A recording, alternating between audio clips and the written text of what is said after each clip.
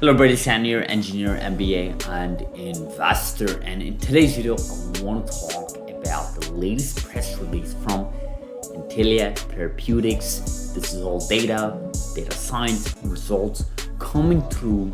Just the news that was published basically today here on a beautiful Saturday. Hopefully, wherever you are, it is beautiful. Definitely is in the Toronto region. So I want to take a look at this press release for a couple of reasons. First of all, we've known that Intellia always delivers on data results. They've always been successful at it. We've covered this many times in the last 3 years in this channel. Intellia is one of those companies that fires from all cylinders: leadership, data, company, market cap, stock price. I mean, you look at their balance sheet and everything. They're just in the right place at the right time, right?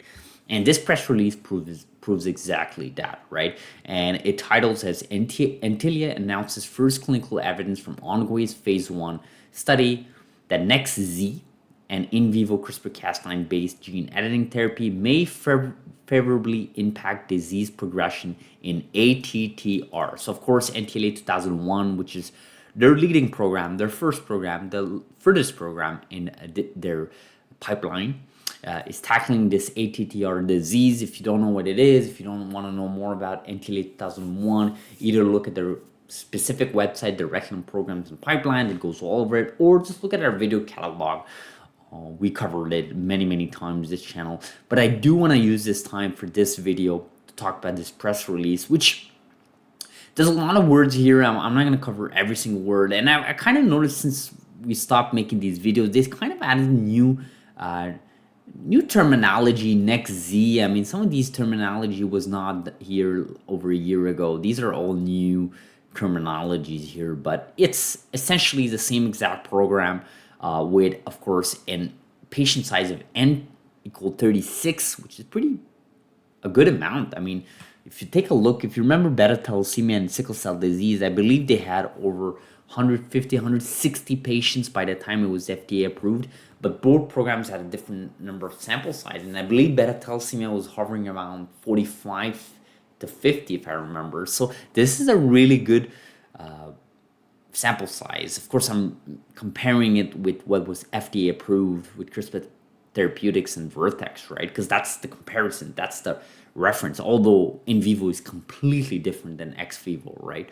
So at month 12, right? At month 12, which is basically a year follow-up after the single dose treatment, the mean of serum TTR reduction, which is how you tackle ATTR disease, was 90%, right? And with the 11 patients out of those 36 that have gone beyond 24 months, so that's 2 years, you have a sustained response with no evidence of waning effect over time. So kind of for those 11 patients for a 2-year follow-up, you kind of have gotten evidence that this single dose treatment, you got to remember guys, it's a single one-time dose treatment, has shown to take an effect, and there hasn't been any recidivism on the actual disease, right? This is a really good result,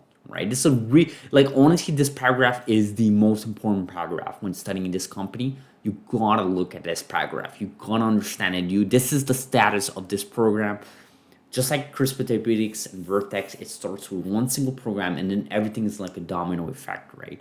So there's a couple of other things too. They start going details, but I'll be honest, I'll go straight to Yair's post on X, because honestly, to me, graphs, visuals are a lot more better than just words and lines and sentences, especially in a video format. But this is basically the most important slide here, which is basically the press release that they've done. And you look at 3 different categories, and you're looking at an increase here, an increase of a certain amount here, and then you have a reduction here. So 3 different categories, but clearly you can tell even in the third one, you have a significant amount of stability or improvement for the disease that they're studying with this program, right? You're looking at here over here in the first category, you're looking at, what is that? That's 81%.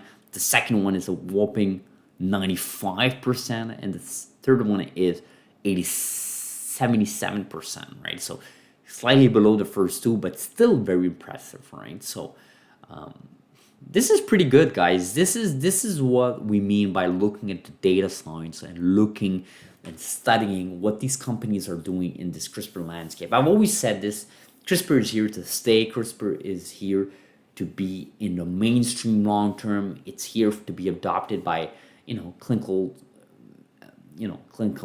facilities. It's here to be adopted by doctors. It's here to be adopted by the medications, by healthcare as a whole in different regions around the world. Obviously starts with the bigger regions like US, Canada, Europe, UK, Middle East, but it's gonna sprawl over the place, right? Just like you had these pills, medicine for different number of headaches, flu, and you look at vaccines, what happened with, and we're not gonna go into details of whether or not you're pro or against vaccines. The point here is that it's gonna go mainstream, right? I would argue it's already kind of hitting the mainstream with a book written on CRISPR by, of course, Walter Isaacson, by news media covering it. We've covered many videos in the past by billionaires like Chamath in the financial side of things, covering the technology, different podcasts talking about it.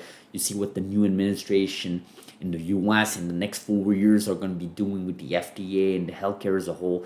I think CRISPR has a space for that. And data has always backed that up, right? You look at the data, right? It's very important for us to look at the data, right? Don't look at stock price. Don't look at what's happening in the genomic side, biotech side. Don't look at what, these, stock gurus are talking about it, or these CNBC or legacy media talking about stocks and the stock price action, or don't look at that, right? Whatever, advise people to do is to look at the data. You look at the data, you look at the science, you look at the results, and then you make your own informed opinion. Now, if after looking this type of data, where again there has never been any sort of cure for ATTR, and now you're introducing this one-time treatment in the body, right? Whatever you do, forget about the technicalities. Is you do something directly in the cells, in this case the liver of the person. You inject something, you're done. You have a 24 months of evidence on 11 patients out of those 36 patients that previously there were no cures, treatment for those. There was no treatment. There was sort of maintaining those patients in hospital visits, expensive. It decreases your median lifespan as well. Now you have that one-time treatment that supports, you have evidence that supports, quote unquote, you can't say cure because it's not approved yet, but close to curing those 36 patients, right? What if you can bring that to the mass market? Now, obviously, this is just one single disease. We're not talking about millions of people, but this compounds, right? It always starts somewhere. You have to use, other technologies in other fields like Tesla with their, Roadster, or the Model S and Model 3, Model Y, and then, of course, you see with the success of Tesla today. You look at Bitcoin, where it started. Bitcoin in the early days of 2009, 2010, 2011. It was like this small niche culture of cyberpunks. And then it's kind of grown to a point where billionaires are talking about it. Every single podcast is talking about it. Legacy media is covering it on a daily basis, right? Companies are adopting it in their balance sheet. You look at other things, right? Forget about just like Tesla or Bitcoin. You can look at Apple with their smartphone, the way it started in 2007, and look at what it is today, right? It's not just a smartphone. It's become a smartphone that kind of supplements your life. It's almost crazy to think that you can live this life without your smartphone in your pockets, right? You talk about, Netflix, where it started, right? You look at Google, how it started. You look at Microsoft, look at Amazon with selling books, and then look at what Amazon has become, a AWS cloud provider. It has nothing to do with books, right? Same thing with CRISPR. You start with a single disease, and then you sort of add that multiplier to see where this technology can bring some of these companies. Now, in this case, we have a couple of companies in the public stock markets that we can sort of rely on. There may be other companies, there may be, different companies that venture in the space that buy these companies. Who knows, right? This is something I cannot predict. I don't think you can predict either.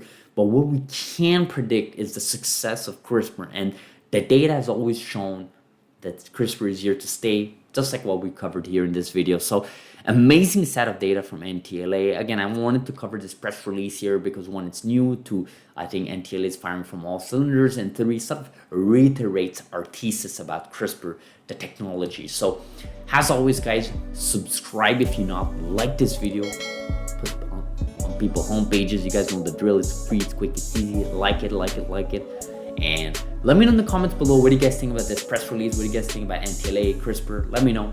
I'll see you guys in the next video. Have a beautiful Saturday.